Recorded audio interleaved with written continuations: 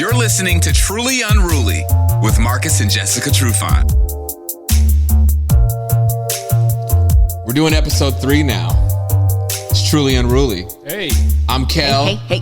Marcus Trufant, his lovely wife, Jessica Trufant. And let's talk about some stuff. You've been off of social media for a long time. I have. Give me an update. What's going on? What happened? Okay, so Tell the people. I know. They've been waiting too. Yeah. I had to get people in my DMs to be like, "Where's your wife? We love her so much." And Okay.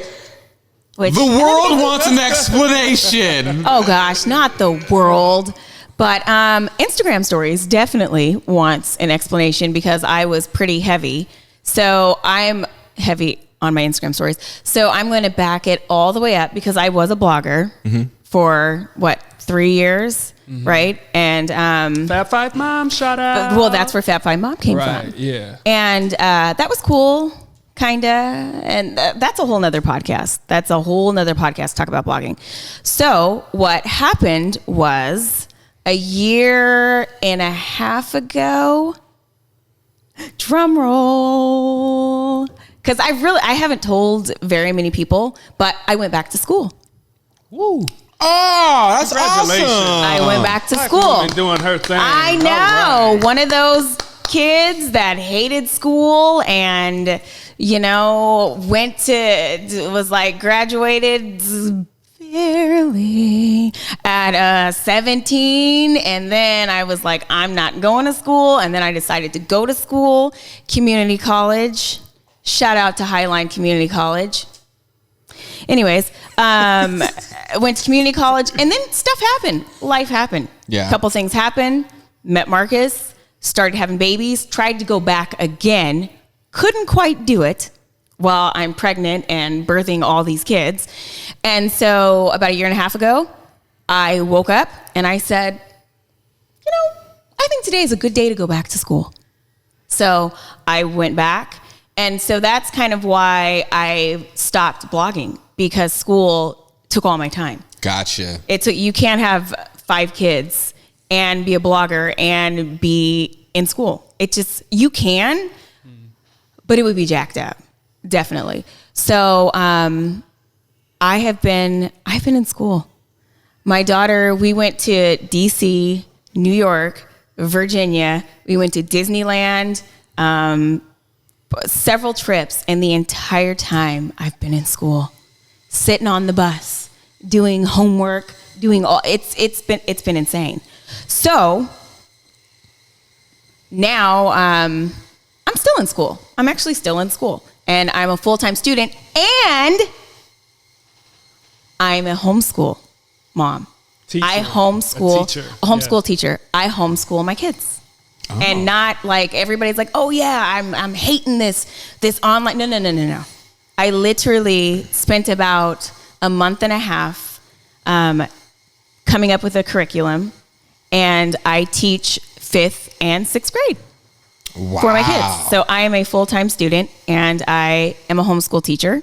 And my, clap it up. Wow. I know, I'm like literally releasing that because I have kept it. I'm like not on Insta. I'm over here crying, doing homework and drowning and not spending time with my kids. I spent an entire summer in my bedroom studying. And not in that way though, but yeah. You wish it was in that way, but still. We all spent the summer inside in some way, shape, or form. Yes. So don't feel special. Before COVID. Oh, the summer before. Yes. Oh. I felt my kids are like, Mommy, are you going to come out of your room? No. But yeah. So I'm like this much busy, like just slightly busy. So I haven't really been able to do stories and Instagram, plus social media sucks as well at times. And that's another big part of the reason why I got off social media completely for a while, is because of everything that is going on right now. And I felt like I was going to choke the shit out of people through virtually, physically. It was just too much. So it worked out perfectly. I'm busy anyway. Now, social media can be extremely, extremely toxic. What is social media like for you guys? Like, especially your type of family, especially who you are, Marcus. Is there times where you guys feel like you can't like genuinely like completely be yourselves on social media? Does that ever come up? For me, I feel like I'm pretty reserved and don't give everything on social media. But, you got to play the game. I like the platform. I like to use it for business. I got different business ventures. I've had different business ventures. I want to do stuff. I want to be able to reach people through my nonprofit, et cetera, be able to get people involved, and everybody's on social media. So if you want to get to the people, you have to come to social media, or at least that's what I think. So it's a fine line to where you want to let people see you, know you, the authentic you, but you don't want to give too much, because just like you said, social media can be toxic. It can be nasty. Everybody's not in your corner. But I found that it's been a pretty positive experience, especially since I'm off the field, so people don't have a bunch to criticize. Because towards the end of my career, my social media experience, people used to get on me. I'm getting older, I'm getting a little slower, a little heavier, not making as many good plays, etc. So, there was some stuff on there, but that's a part of the game. I know it, but now that I'm in a different space now, a different point in my life, I can get the benefit of social media from the business side. I want to do a lot of stuff growing into our family personality that we're putting out, like through this podcast, etc. People get to see a side of us they normally don't get to see, and you feel like you know us, and I feel like that's a good thing. And that one thing I think too that's cool about like you guys doing this podcast is the fact that people get to see. And I just, with my firsthand experience with you guys, that you guys are super down to earth. Like, they're very regular, you guys. Like, hella though. Like, you guys are super down to earth, and you're not out of touch. Yeah. Right, yeah. Because I've dealt with other, like, ex-athletes and they're just, the nose is in the air, and you guys are just really like down to earth. Hey, and baby, like, I'm still from Tacoma. Don't let this Fendi cape. Don't let this Fendi cape fool you. I am definitely. Yeah, and you guys are accessible. Like, you guys are like, I don't know. You guys are like really good, genuine people, which is Thanks, Kel. I was gonna say, thanks God, Kel. Wow, guys. Like, but no, seriously though, like nowadays, like that shit's few and far between. Yeah. I would agree. And one thing too about social media, it being so toxic, I've learned that Facebook is more toxic than Instagram.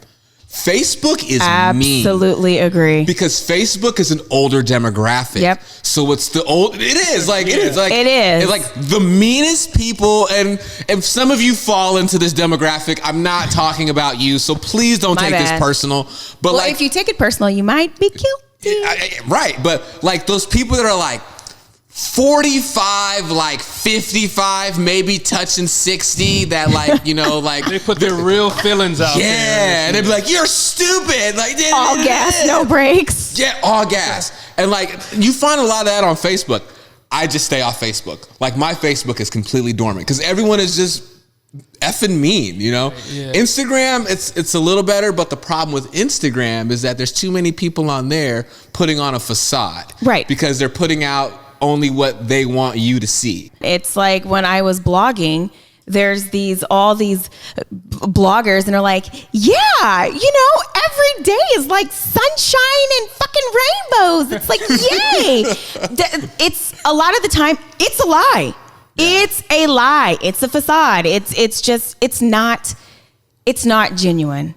It's not real. And that is half of Instagram. I don't know what kind of apps you got to filter your bot. Like, it's disingenuine. What and I would say is you got to look at it as entertainment value type of thing. People that put their whole life or their stock into Instagram and they think this is gospel, I think that's where you get the issue. But if you approach it like, okay, this is for shock value. People are trying to accomplish a goal, and most of the time it's about. But everybody doesn't know that. I know, but that's what people need to learn. I know, but it's hard to learn. Or equity in what people may perceive as value by the likes or the number of people or whatever. Right. And that can turn into money. So a lot of it is money, but some of it is, I guess the feeling or the sensation you get because people are right. It can ruin you. Yes. It can ruin you. Pretty much like a drug. It can be like a drug if you let it happen that way. The fame and the notoriety and all that. Right. And the mental aspect of it all when you're scrolling through and you see images of perfect families, perfect women's bodies, perfect men, little perfect children. It's like it makes you go. Rich. Everybody's rich. Everybody's got these nice cars, and it's like you just kind of feel like, what's wrong with me? I'm not doing enough. I'm not enough. It messes with it can mess with your self-esteem. It can mess with a lot of stuff. That's why it's up to parents to tell. And I'm not even talking about, it's not just young kids. It's grown ass in general too, people. Though. And have you guys watched The Social Dilemma? It's the documentary on Netflix that talk about all of this. And what they have are the people, like they have the guy that created the like button on Facebook, the guy that created I've heard of advertising on Facebook, Instagram, all these people, and they were explaining all this stuff. There are girls now that are going and getting surgery to look like their filters. What? Because they like how they look in the filter. So it's like, oh, well, let me do this to my cheeks and let me do this to my... And business decision. Is it a business decision or No, it's just I like the way I look. No, Mark, your business, social media, Instagram, it goes way beyond business, especially when you were like, well, I like it. No, but some of these girls that are on social media, it may not be publicized, but they make a ton of money looking the way they look and doing what they do. But you know what you're doing? You're making other people. Yeah. Right? But it's a business decision in some situations. I'm going to go do this and do this, and I want to get paid from this. Yes, but at the same time, we all know this. I am all about like plastic surgery. Do what you want to your body, whatever. Right. Don't mess with your face. You can't come back from that. When you start doing stuff to your cheekbones, to your nose, because the skull is a very interesting piece of bone. When you start looking like a thundercat, as I like to call it. Yeah, and the filler, and you're doing all that. Like you can't. No, there's no turning back from that. It's a perfect invention to keep people addicted to all of this stuff that we're talking about right now. People are addicted to it. You can't help but wake up in the morning and I'm gonna just go ahead and scroll through IG. Check your stuff. Right. IG and those social media platforms are the news. They're your counselor. They're your preacher. Right. They're your marriage advice. Everything. Right. And you're looking for validation. Yeah. A lot of people want the validation with the likes, and it's like, I got to do something so I can get all these likes, and oh my God, I feel so much better about myself because I got 1,000 likes for this, and it can be cool. It's a mental. I don't want to come off of saying it's all nasty and it's all negative. It can work if you do it right, but a lot of it can get nasty and get negative if you let it. But if you're not careful. But do you feel like it's created its own monetary system within itself? Because it has, where it's like, well, I need to have a certain amount of likes. I need to have a certain amount of followers. Yeah. Mm-hmm. Yeah. Even when I was blogging, it was like that. I'm like, oh God, I got to do what I can. I got to post this picture. I got to do this. I got to do this. I got to get these likes. Oh God, I got 100 likes on that, or 500. I'm like, yay. And it's like, that does not determine your self-worth. It does not determine any of that. It's the Matrix, right? It's literally the Matrix. Right. And it's kind of like you said, that's what social media is set up to do. Yes, it has worked for so many people. Like a lot of, especially bloggers that got in right when social media started and blogging kind of was just coming into the game on social media. They're the ones who really capitalized on it and are huge now. Right. But now it's completely saturated. So you have bloggers like me trying to come in, and you're looking at the big bloggers who are like this. They have like 10 million followers, and they're like, I put Jimmy to bed at 8 p.m. every night, and then I sit, I do yoga, I pray, and then I have a moment with my husband, and then I go to sleep, and then I wake up at 6 a.m. and we do it all again. Right. And I'm like thinking, what can I do? How can I do that? How can I? No. Like, nope. I'm gonna change where I'm sitting, guys. Be yourself. I'm gonna get comfortable. I feel like we've gotten to know each other well enough. Right. But do you guys think that is part of the problem? Because I always wonder, what makes these people experts? Like, you go on social media and you have someone that like I don't know, like that may not have a background in something, but like they've decided to just market and like push themselves into like a niche market, but like aren't really like, and are kind of learning as they go. And there's a lot of people that don't know shit about shit on social media, but like people go and turn to them. And they are the shit. Right. And people turn to them for advice. It's almost like calling up like a psychic hotline, because they say they're a psychic. You believe they're a psychic, Miss right? Cleo. Right. You know? What I would say, a lot of it is luck, and you just happen to be appealing. And if people catch that quick enough, as far as the people that are with them or part of their team, and they push and push and push, and you can get to the masses. But what I don't want us to do here on this panel, I guess is what I'm going to call us, because we don't want to sound like the older generation, excuse me, that was a little off. Ooh, dad's talking. Generation that is going back and saying, okay, this new social media stuff isn't cool, because this is where everything is going. So it's either we catch up and you're right, conform, or we kind of get left behind. Not that we're gonna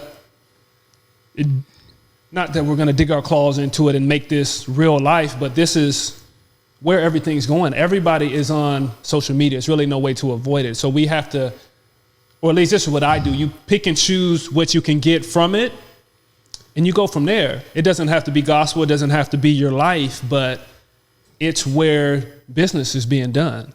Right. Like I said, like there are good parts to social media. There are, but I've seen some people jump down rabbit holes, especially too, like with their kids. Right. Like, how do you guys feel about your kids on social media?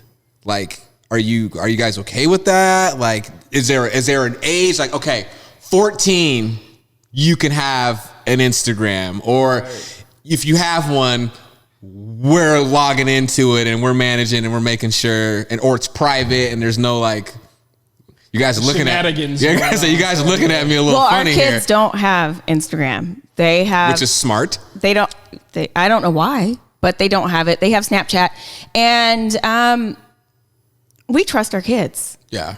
I'm not trying to control my kid. I know that if I'm like, don't do it, they're going to do it. They're going to do it. They're going to get a private page. They're going to get a page on their friend's account. They're going to do all that kind of stuff. So I think as parents, we just have to arm our kids with what it's about. Right. You know, and teach them about the danger, the positives, the dangers, all that kind of stuff, what they're going to be exposed to. I think that's what you do as a parent. You cannot tell your kid, don't do it, especially when you're sitting there. True. But but I feel like there's a difference between telling your kid what to do and protecting your kid. There is a difference, and you can. So what would you do to protect your kid? Tell them. Well, first off, I would have certain like parental things turned on first and foremost, because there's just, you don't even gotta like search the internet to see stuff now. There's filth out there, yeah. Right. It's filthy out there. Yeah, it's disgusting out there. So like I know certain filters, definitely a time limit, because I don't, you don't want them, on their phone, stuck on the screen on their phone all day. Yes. But yeah, stuff like that, I would say. Yeah, I mean, it's interesting because every parent feels differently about how they'll let their kids navigate social media or not let them navigate it at all. And I am the type of parent, or we're the type of parents that are like, they're probably going to find a way to create an Instagram account, a Snapchat account without our knowledge, which I have a lot of parents, or I have friends whose kids do that. And I'd rather know about it. I'd rather be like, okay, here's the game. This is what you're going to see. Don't let no weirdo come into your inbox, stuff like that. They need to be able to self-regulate. Right. Right. You have to learn that at some point. Right. And I think at the same time, it's a social thing, at least for the kids. Mm-hmm. All the kids are doing it. And I know that TikTok is a thing, and I'm not real familiar with TikTok. So TikTok is kind of, I know. Hella TikToks. Well, okay, not cool. enough. I know the kids have done hella right TikToks, and all their little friends at school and stuff is doing it. And it's a social thing, especially now during COVID. They can't go to school. They can't really see their friends and stuff like that. So that's a good way to stay in communication. But like you said, there's a lot of filthy people out there, some nasty stuff out there. So you got to be careful. But to be able as parents to kind of give them the game and give them some ownership of themselves and check in, of course, periodically. At least that's what I try to do. I don't really do it, but to look at their TikToks, kind of see what's going on. If I see or if I hear something, and you kind of take that moment as a teaching moment, tell them when and where and how they should be doing stuff, but you can't overbear your kids. Me and Jess are strong advocates of this. If you really jump on a kid and be like, no, then they're going to do it anyway. I was that kid. So, yeah. So I have learned that doesn't work for all kids. And like you said, social media this is it. Yeah. This is our present. This is our future. This is it. So they're going to do it at some point. At some point, they're going to get on Instagram and Snapchat and, well, maybe not Snapchat, but for sure Instagram. And so they just need to be armed. I want my girls just to be aware of themselves. And our kids are young enough and sheltered enough that they may not be aware of how gruesome this world can be. So you got. Do you think our kids are sheltered? Well, to a certain point. They don't know how. I don't think they. Well, what makes you a sheltered? What constitutes a sheltered child? Sheltered, like what makes a sheltered kid? We've done a good What makes job a child sheltered? That they haven't experienced a lot of the negativity. I don't think that's out there in the world today, and that's a good thing. That's what we're supposed to do. Right. But we're not sheltering them. In a good way. I get what he means. Yeah. Your kids haven't been protecting. Yeah, your kids haven't been exposed Shielding. to a bunch of BS. Yeah. You know what I'm saying? Like, Right. Purpose. I'm It like, should be like they're that. not sheltered. No, they. We're crazy. You didn't So like that, huh? I mean, don't call our kids sheltered. What's wrong with sheltered? Sheltered's not a. You're looking at sheltered as a negative. It's not a negative, but it's not necessarily a positive when you're sheltered and you go out into the world and everything's a shock, right? And you go off and you're like, oh my God, I didn't know. Oh my God, I didn't know people. Oh my God. Everything's timing. No, everything's timing. So well, I'm just saying we have enough of the crazy, the exposure for them and our friends and stuff for them to really, I wouldn't consider them sheltered. Okay. Well, I got a better word for you, bro. I got you. Your kids have been raised in a more fortunate situation. A positive environment. A positive and fortunate environment where they don't have to be tempted by certain negativities that come to folks that are raised in the latter situation. Yeah. Exactly. Thanks, Kel. Got you, bro. Thanks, brother. Don't leave me. That's why I'm here. Yeah, I'm just here to go. Wait a minute. I know. Wait, don't. But well, I guess though. I mean, we all hate social media, but you can follow us at Truly Unruly. I know. As we're on social media, that is so bad. That is so bad. Hey, if you notice, though, all of our posts are positive. Oh yeah. Family friendly. Oh, I didn't ask you this in the beginning. About being real. What did you go back to school for? Just to finish. Good just for to you. Finish my bachelor's. Yeah. Good for you. Yeah. That's dope. You want to talk about some of your courses? Because I think they're pretty interesting, and you really. What are you enjoy taking? Those. No, let's talk about it. What are you taking? I'm like, why are we talking about? Like, what are we taking? Let's talk about it. Well, first of all, I like how you lean in, right? I don't even know all the course title. God. Are you taking like underwater basket weaving or something? I am. How did you know? Just kidding. I am taking youth and society. one of those courses. It's a humanities course. And then I'm taking women's studies, the family system. So I literally think I'm an expert already, right? And then I'm taking parent-child relationship. So I have really learned a lot and taken a lot from it. And one of the big things that we're talking about, you can't control your kids. Right. You can't try to control it. It's good stuff. Authoritarian control, it's like it's the worst. So you can't, don't control them. Let them get that Instagram, but lay the foundation for them, right? I did not say social media is bad. I did not say it. And we're not those old people that say don't get on your Twitters and your Instagrams. Well, they're speaking for themselves. Kel says that social media is evil. You kids don't even go outside and play anymore. True. I had a friend of mine that was tutoring kids a couple years ago, and he was like, bro, he goes, these kids in high school, the guys don't even talk to the girls anymore. Oh, yeah. Like, they're socially awkward that they don't even know how to talk to each other. And the only way they talk to each other is through social media. So then here's my other thing. For, like, parents that have kids that are, because you know, it's like a lot of these kids like really depressed nowadays and what have you, is as parents, I think that we should be asking our kids, instead of telling them what to do and how to do things, it's ask them, what are you going through? Because there's a lot of shit they have to keep up with. Because back in the day, remember when we were in school, it was if you got bullied or messed with, you went home and it went away. Nowadays, it comes home because they opened up their Twitter or their Instagram, and they're still getting bullied. They're getting DM mean stuff.